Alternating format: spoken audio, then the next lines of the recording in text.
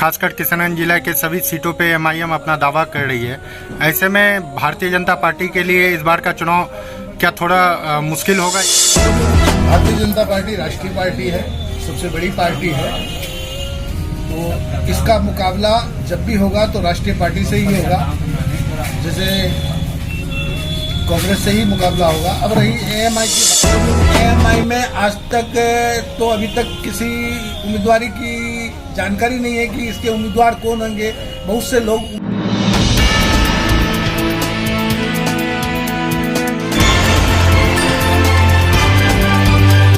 Seemanchal express, देखो गोल निराला अंदाज। नमस्कार साथियों, आप देख रहे हैं आपका सबसे पसंदीदा YouTube चैनल सीमांचल एक्सप्रेस। और आज हम आगामी बिहार विधानसभा चुनाव 2020 के मद्देनज़र 52 बहादुरगंज विधानसभा क्षेत्र से भाजपा के सबसे प्रबल दावेदार माने जाने वाले पवन अग्रवाल जी से रूबरू कराएंगे आप लोगों को, और जानेंगे कि इस बार बिहार विधानसभा चुनाव जो 21 अक्टूबर को पहले चरण में आपके किशनगंज में होना है, इस संबंध में उनसे विस्तार से चर्चा करेंगे। तो सबसे पहले मैं आप सभी दर्शकों को इनके बारे में बता दूं कि पवन अग्रवाल जी नगर पंचायत बहादुरगंज क्षेत्र से 2 बार मुख्य पार्षद रह चुके, वो भी निर्विरोध, और वर्तमान में नगर पार्षद भी हैं और भाजपा से इनका पुराना लगाव है। साथ ही हमारे इस क्षेत्र में राजनीतिक गलियारों में इनका जो चर्चा है वो सारे लोग कर रहे हैं कि भारतीय जनता पार्टी के अभी तक के सबसे प्रबल दावेदार माने जा रहे हैं पवन अग्रवाल जी। तो मैं इनसे कुछ सवाल पूछना चाहूँगा कि क्या सर, जो यहाँ चर्चाएं हो रही है कि पवन अग्रवाल जी भाजपा के बहुत ही पुराने कार्यकर्ता रहे हैं और इस बार अपना भाग्य वो भाजपा के टिकट पर आजमाना चाह रहे हैं, ये कहाँ तक सही है? ये बिल्कुल सही है। हमने अपनी दावेदारी पेश की है और हमारे पार्टी के आला कमान अगर हमें अच्छा समझेंगे, उचित समझेंगे, टिकट देने का काम अगर करेंगे तो मैं प्रबल दावेदार हूँ। कब से आप भारतीय जनता पार्टी से जुड़े हैं? मैं भारतीय जनता पार्टी से 1990 से जुड़ा हूँ। वर्ष 1990 से जुड़े हैं। और क्या कुछ आप अपने भारतीय जनता पार्टी के लिए किए हैं अब तक, जो जिस आधार पे पार्टी आपको टिकट दे? भारतीय जनता पार्टी के लिए जो आदेश होता है हमारे संगठन के हिसाब से हम लोग काम करते हैं।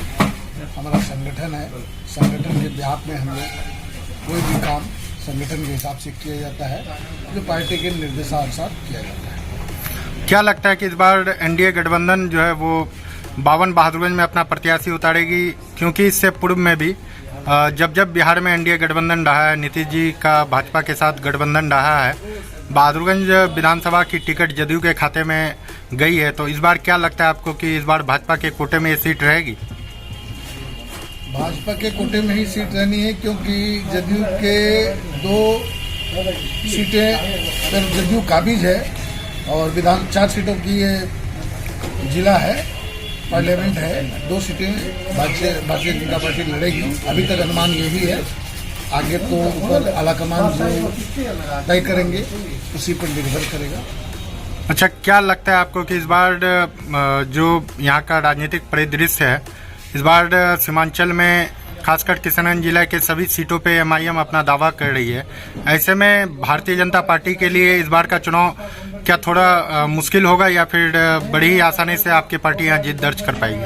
देखिए, भारतीय जनता पार्टी राष्ट्रीय पार्टी है, सबसे बड़ी पार्टी है, तो इसका मुकाबला जब भी होगा तो राष्ट्रीय पार्टी से ही होगा। जैसे कांग्रेस से ही मुकाबला होगा। अब रही एएमआई की बात, तो एएमआई के हैं प्रत्याशी भी बहुत हैं। एएमआई किसको टिकट देती है, क्या उनका एजेंडा रहता है, क्योंकि हमारा तो एक ही एजेंडा है, सबका साथ, सबका विकास, सबका विश्वास। हम उसी एजेंडे पर काम करते हैं, इसलिए हमें अच्छी उपलब्धिता मिलेगी और टिकट भी मिलेगी यहाँ भारतीय जनता पार्टी से, चाहे जिसको हो, और हम लोग चुनाव जीतेंगे भी, ये मैं दावे के साथ कह सकता हूँ। पवन जी, ऐसे में कैसे आप कह सकते हैं, जहां आपका ये मुस्लिम बहुल क्षेत्र है, 70% आबादी यहाँ मुसलमानों की है इस विधानसभा क्षेत्र में, तो ऐसे में एमआईएम का आना और फिर पुराने जो कांग्रेसी यहाँ पे विधायक हैं वो लगातार चौथी बार विधानसभा पहुँच चुके हैं, तो ऐसे में आपको क्या लगता है कि महज 30% वोटों से आप विधानसभा पहुंचने की उम्मीद कर रहे हैं? ऐसा नहीं है, आप 30% को 30% मत आंकिए। भारतीय जनता पार्टी ने आज तक जो भी विकास का काम 10 सालों में किया है, 6 सालों में 7 सालों में जो भी विकास का काम किया है वो जात पात पे नहीं किया है। आज अगर किसी को आवास मिला है, किसी को शौचालय मिला है, किसी को उज्ज्वला गैस योजना का लाभ मिला है, तो क्या उसमें हिंदू मुसलमान है ना? एक तरफ से पार्टी जो होती है, पार्टी के आला कमान जो होते हैं, जो ऊपर के लोग होते हैं, वो कभी इस बात को नहीं सोचते कि जात और पात की राजनीति जो है वो खाली हमारे किशन जिला में थोड़ी बहुत दिखती है। वो भी इस बार अगर बीजेपी भारतीय जनता पार्टी अच्छे कैंडिडेट, अच्छे उम्मीदवार को सुचारू रूप से अगर टिकट देके यहाँ भेजती है तो एकदम जीत सुनिश्चित होगी। अच्छा, अभी आपने कहा पवन जी की लगातार यहाँ पे जो एनडीए गठबंधन की सरकार है वो विकास कर रही है, लेकिन यहाँ इस जिले में जो मुस्लिम बहुल इलाका है, अल्पसंख्यकों का यहाँ ज़्यादा मत है, ऐसी स्थिति में भाजपा यहाँ सीट अगर देती भी है तो कठिनाई तो होगी, लेकिन एमआईएम को आप सीधे से खारिज कर रहे हैं कि एमआईएम का कोई कंटेस्ट नहीं है, आपका टक्कर यूपीए से है। तो थोड़ा खुलासा करें कि आखिर क्या वजह है जो एमआईएम को आप दरकिनार कर यूपीए से अपना सोच रहे हैं कि मेरी टक्कर उन्हीं से है? हम लोग किसी को भी दरकिनार नहीं करते हैं, हम अपनी छवि के आधार पर ये बात कहते हैं कि हमारी टक्कर उनसे होगी। अब एमआईएम में, एएमआई में आज तक तो अभी तक किसी उम्मीदवारी की जानकारी नहीं है कि इसके उम्मीदवार कौन होंगे। बहुत से लोग उम्मीदवार हैं, इनकी उम्मीदवारी पर भी थोड़ा बहुत माहौल डिपेंड करेगा, लेकिन बेस बात यह है कि राष्ट्रीय पार्टी की टक्कर राष्ट्रीय पार्टी से ही होगी। इसलिए हमें पूरी उम्मीद है कि भारतीय जनता पार्टी अच्छे उम्मीदवार को यहाँ उतारेगी और हम सीट लेकर के पटना पहुंचेंगे। इसी में पवन जी एक सवाल और है कि अभी विगत कुछ दिनों पहले जब लॉकडाउन नहीं लगा था उससे पहले बहुत ज़्यादा हल्ला था इलाके में एनआरसी, सीए और एनपीआर को लेके कि भारतीय जनता पार्टी ये मुसलमानों के साथ छलावा कर रही है, मुसलमानों को गुमराह करने के लिए ये बिल पास किया गया है।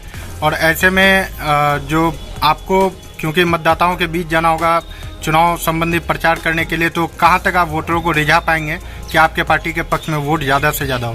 देखिए, सीए एनआरसी ये कोई मुद्दा है ही नहीं। क्या किसी की नागरिकता गई ये कानून आने के बाद में? कानून में बदलाव करना होगा। पुराने घिसे पिटे कानून को अगर बदलाव नहीं किया जाएगा तो नया भारत का निर्माण होना मुश्किल है। नए भारत के निर्माण के लिए, आत्मनिर्भर बनने के लिए हमें कानून में बदलाव लाना होगा, यही हमारी मानसिकता है। अब ये बताएं ना कि सीए एनआरसी से किसी को क्या नुकसान हुआ? अगर नुकसान हुआ है तो हम दोषी हैं। बात नुकसान की नहीं है, यहाँ बात है मैंडेट की। जनता का मैंडेट उस समय भाजपा के अगेंस्ट में रहा कि ओबीसी एक ऐसा मात्र शख्स है जिन्होंने पार्लियामेंट में उस बिल का पुरजोर विरोध किया था और बिल फाड़ने का भी उन्होंने पार्लियामेंट में ये किया था। और उसके बाद मुस्लिम में कहीं ना कहीं ओवैसी का चेहरा एक अच्छा चेहरा माना जाता है कि मुस्लिम वोट उनको ज़्यादा से ज़्यादा करेंगे। ऐसे में बहादुरगंज विधानसभा सीट में भारतीय जनता पार्टी को वोट लेना थोड़ा कठिन तो होगा, लेकिन आपका क्या एजेंडा है कि आप किस आधार पर चुनाव में वोट की अपील करेंगे जनता से? अगर ओबीसी की पार्टी अपने आप को इतना ही दमदार समझती है सीए एनआरसी के लिए, तो फिर वो पूरा हिंदुस्तान पड़ा है, पूरा बिहार पड़ा है, खाली सीमांचल की ही 5-10 सीटों पर कैसे ऐसा करना चाहती है? क्योंकि यहाँ वो जात पात की राजनीति करना चाहती है। जात पात की राजनीति हम लोग किसी भी एंगल में नहीं करेंगे। हमारे लिए सारा बिहार, सारा हिंदुस्तान सब बराबर है। ये नरेंद्र मोदी जी की पार्टी है, भारतीय जनता पार्टी है। हमारे आला कमान का जो आदेश होगा हम लोग उसी आधार पर काम करेंगे। हम लोग जात पात की राजनीति नहीं कर सकते। अच्छा, आपका चुनावी मुद्दा क्या रहेगा जिससे आप वोटरों के पास जाके जो वोट की अपील करेंगे? क्योंकि आपके गठबंधन की सरकार रही है बिहार में और विकास के नाम पे तो वोट जनता करेगी, लेकिन आपका एजेंडा क्या रहेगा, आपका मुद्दा क्या रहेगा क्षेत्र के लिए? हम लोग का एजेंडा एक ही है, सबका साथ, सबका विकास, सबका विश्वास। उस पर हम खरे उतर रहे हैं, खरे उतरेंगे भी। अब रही सवाल सीमांचल में, सीमांचल में थोड़ा विकास कम होता है। जो यहाँ के नेता जात पात की राजनीति करके जो विकास होना होता है उसको रोक लेते हैं। इस आधार पर मेरा काम यही होगा कि हम बड़ी से बड़ी इंडस्ट्रीज लगाएं, यहाँ स्वरोजगार पैदा करें, इंडस्ट्रीज लगा करके लोगों को उसका समर्थन मूल्य अच्छा मिले, किसानों को उसका समर्थन मूल्य अच्छा मिले, और जो हमारे पढ़े लिखे युवा लोग हैं उनको यहाँ रोजगार मिले, जिससे उनको बाहर जा करके रोजगार तलाशने की जरूरत नहीं पड़े। यही हमारा सबसे बड़ा मुद्दा रहेगा। अच्छा, एक आखिरी सवाल पवन जी, भारतीय जनता पार्टी के बहुत सारे ऐसे दावेदार हैं जो पहले भी दावा कर चुके हैं कि पार्टी उन्हें टिकट दे। ऐसे में उन लोगों के लिए आप एक नए चेहरे सामने आए हैं, तो आपको क्या लगता है कि पार्टी कितना भरोसा आप पे कर सकती है? पुराने चेहरे का दावा करना स्वाभाविक तो अच्छा ही है, लेकिन अब क्या है, पार्टी भी कई बार जैसे हार का मुंह देखने के बाद पार्टी भी अब एक बार विचार करने पर है कि नए चेहरे को देकर, युवा चेहरे को देकर के अपनी सीट को बरकरार रखने का काम करेगी।